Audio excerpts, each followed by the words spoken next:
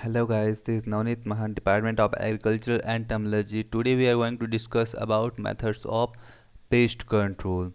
Guys pest control IPM के अंतर्गत pest control के हम बहुत सारे टैक्टिक्स बहुत सारे मेथड्स का यूज़ करते हैं, जिनमें से कुछ मेथड्स के बारे में आप लोगों को मैं अभी बताने जा रहा हूँ, जिसमें से फर्स्ट है होस्ट प्लांट रेजिस्टेंस। गाइस इस मेथड में हम किसी प्रकार के कोई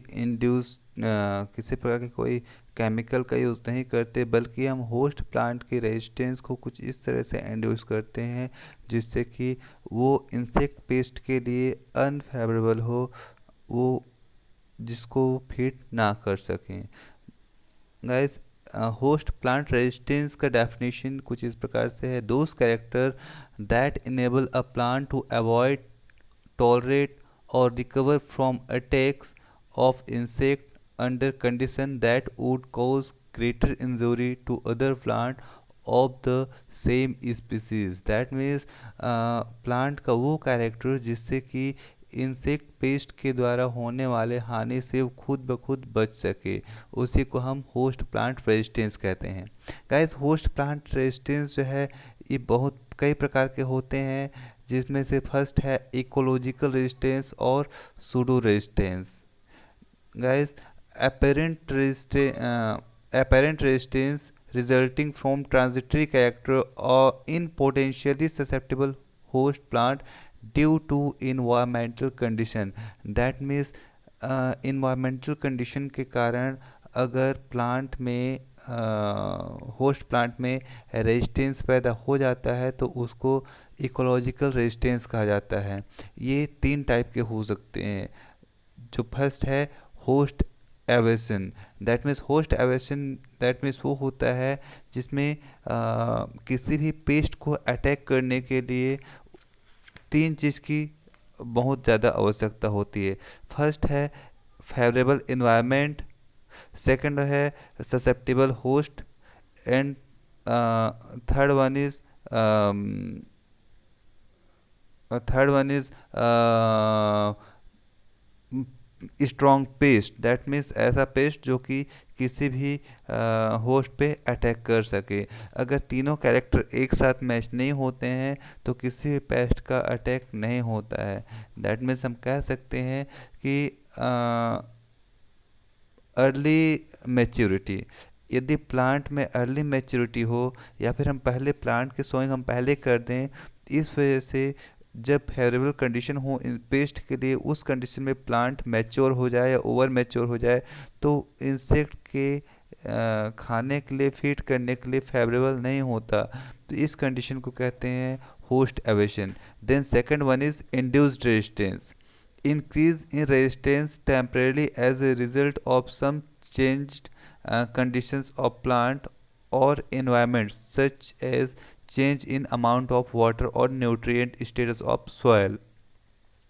दैट मीन्स किसी भी प्लांट को मैंने अभी बताया कि किसी पेस्ट को प्लांट में अटैक करने के लिए तीन कैरेक्टर की ज़रूरत होती है, जिसमें से एक है ससेप्टिबल होस्ट। यदि हम बहुत ज़्यादा नाइट्रोजनस फर्टिलाइज़र का यूज़ करते हैं तो उस कंडीशन में होस्ट प्लांट बहुत ज़्यादा ससेप्टेबल होता है। इसीलिए न्यूट्रिएंट मैनेजमेंट, वाटर मैनेजमेंट हम इस प्रकार से करते हैं जिससे कि प्लांट अगर स्ट्रॉन्ग हो जाए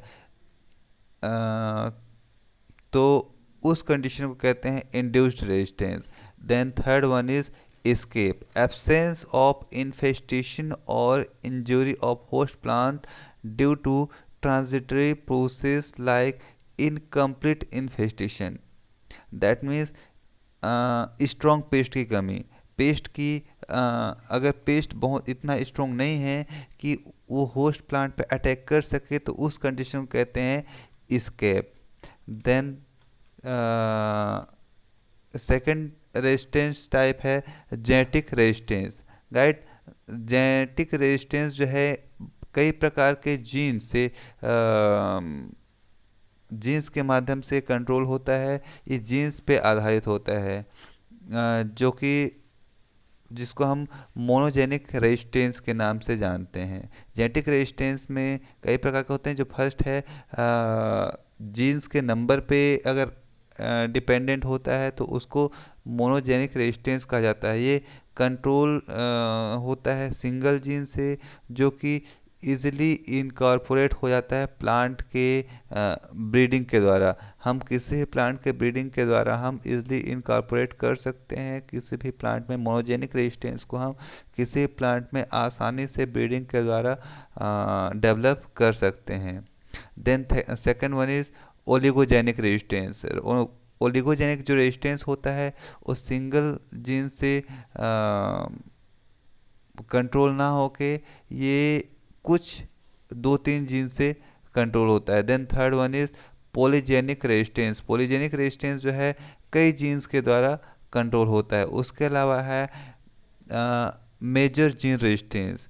ये controlled by one or few major genes, vertical resistance भी कहा जाता है इसी को।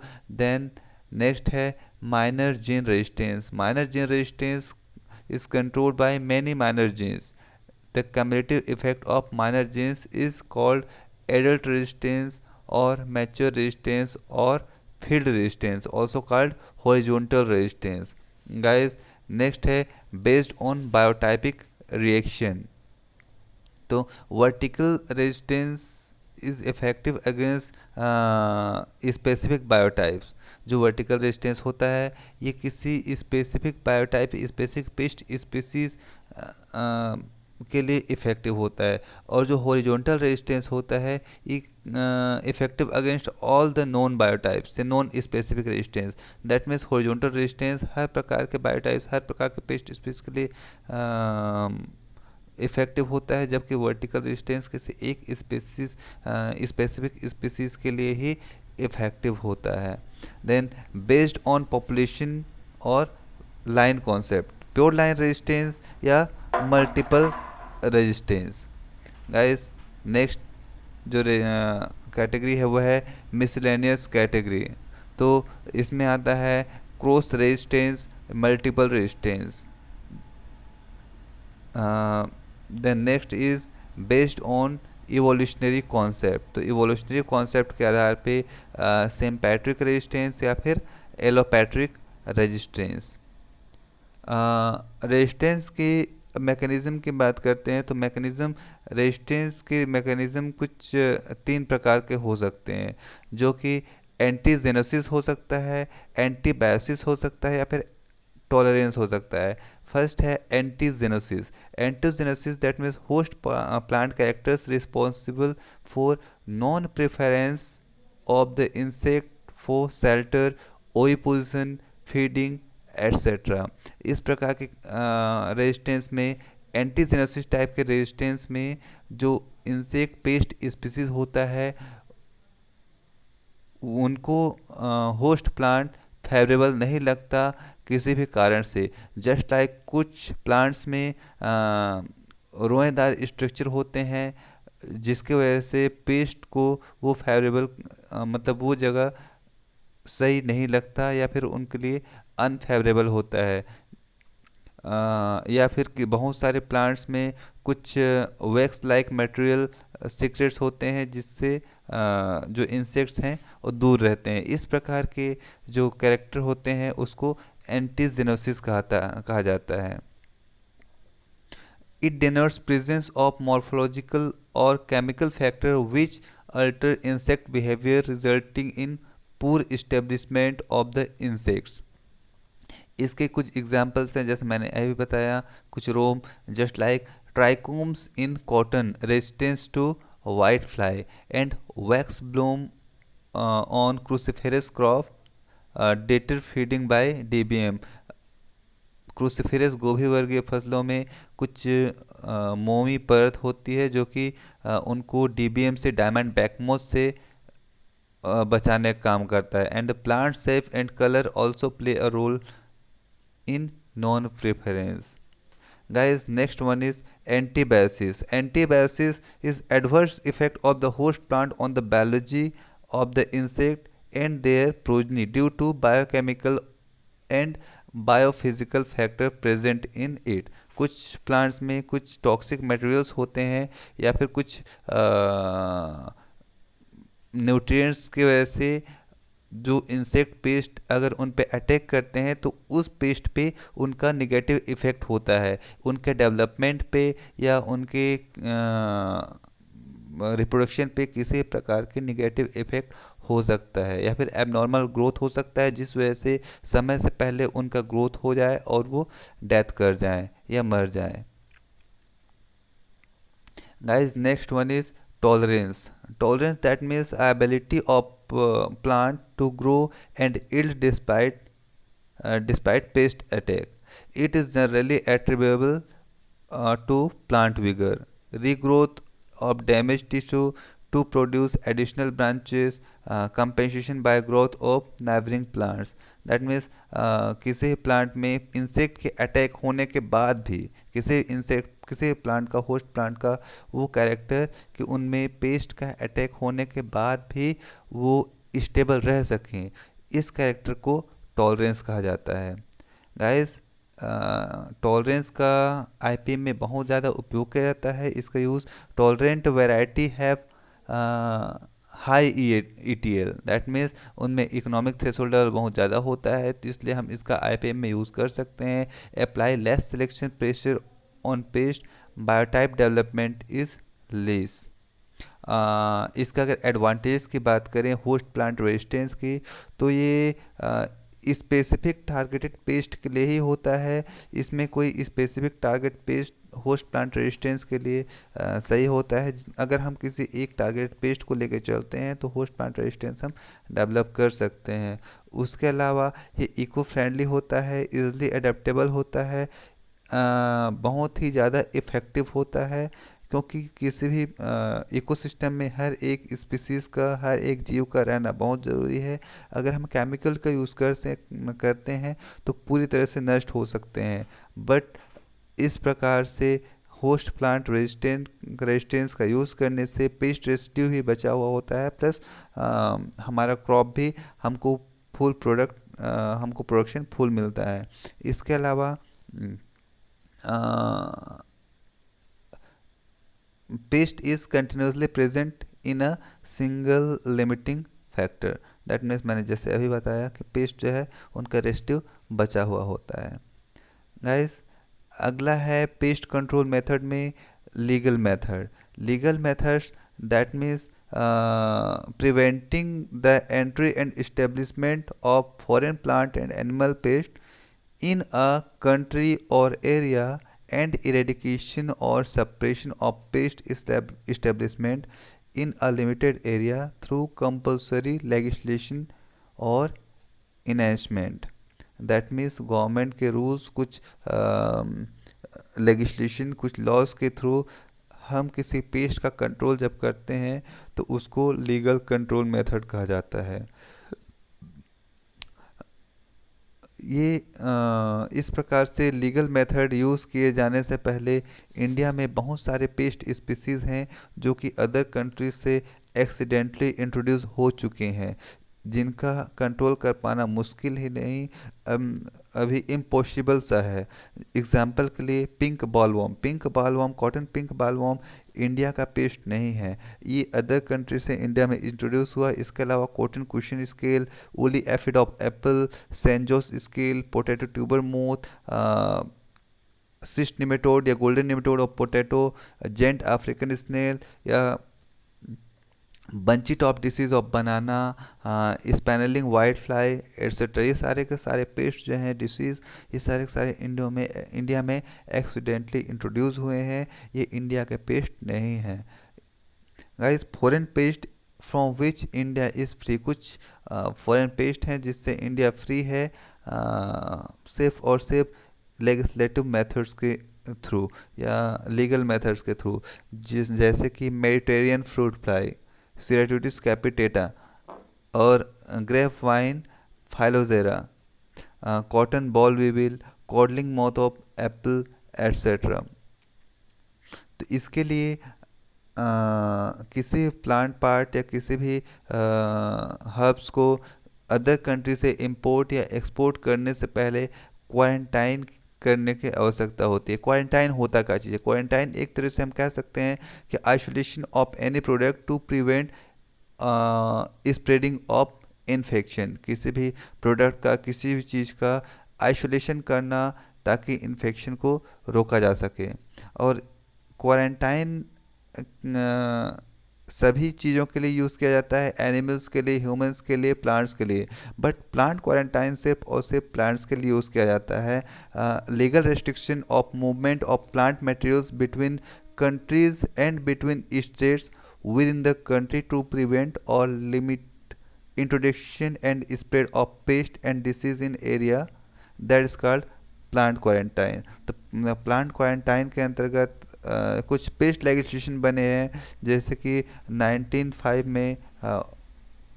1905 में फेडरल इंसेक्ट पेस्ट एक्ट का गठन हुआ।